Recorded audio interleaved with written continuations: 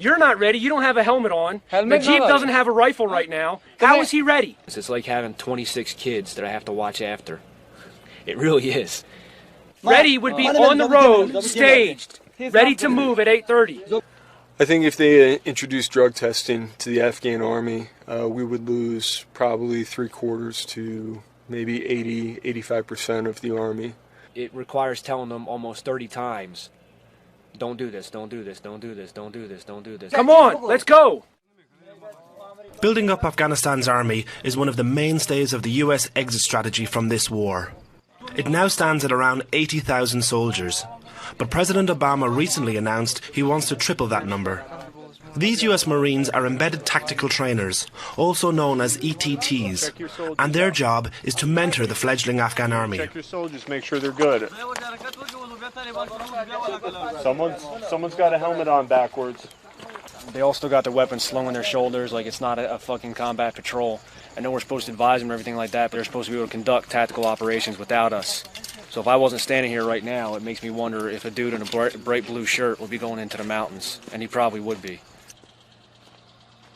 You get over here and you walk into a whole squad of A&A smoking hashish. Assalamu alaikum.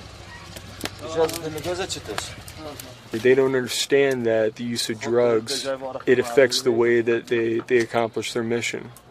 Ultimately, it affects their ability to protect their nation and get Afghanistan on its feet. Assalamu alaikum. Singe, Jory. Who's smoking hashish around here? Who's smoking hash? We're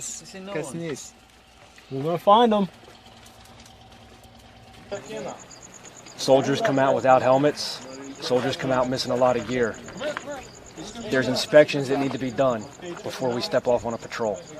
Right now, we're not going to go on the patrol. Tell him to come over here. Come here. What kind of cigarette is that? What? Why are you throwing away your cigarette? Aren't cigarettes worth a lot of money here? Hashish? Hashish?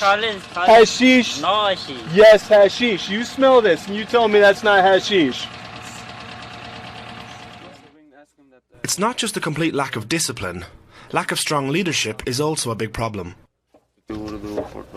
This army is really upsetting me now. In fact, you can't really call it an army at all. I'm just losing interest in it. But what can we do? They've recruited totally the wrong kind of men. They're all stupid and ignorant. These young men are a bunch of delinquents. They're only here because they've been driven out of their villages for misbehaving. You have to figure out what motivates your soldiers. And you need to get that sense of nationalism that, that Afghanistan can be a good country, that, will play on a global scale with all the other countries, that can stand up to Pakistan, that can stand up to Iran, and be, the Afghanistan of history. I've talked to them like this many times. I've gone over it again and again. But they just come for a short while, and if they don't like it here, they just desert. I don't get along with them, and they don't get along with me. Promotion in the Afghan army often has more to do with family connections and money than ability or merit.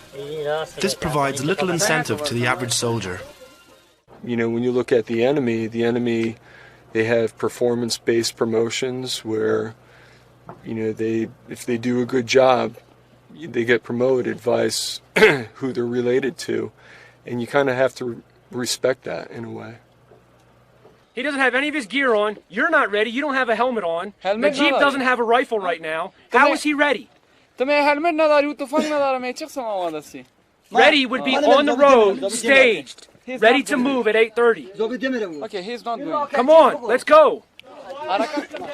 After 7 years of training, many Afghan troops still lack even the most basic of soldiering skills. There you go. Good, there. I give a fuck about your chai. I care about the mission.